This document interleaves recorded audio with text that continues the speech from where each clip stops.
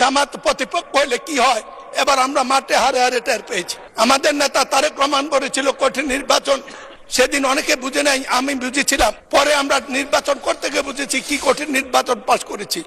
কিন্তু একটি সাহস ছিল মাননীয় স্পিকার, সেটা হলো আওয়ামী লীগের বিরুদ্ধে নির্বাচন তারা কি করবে জানতাম, কিন্তু সৎ লোকের শাসন জামাত প্রতিপক্ষ হলে কি হয় এবার আমরা মাঠে হারে হারে টের পেয়েছি।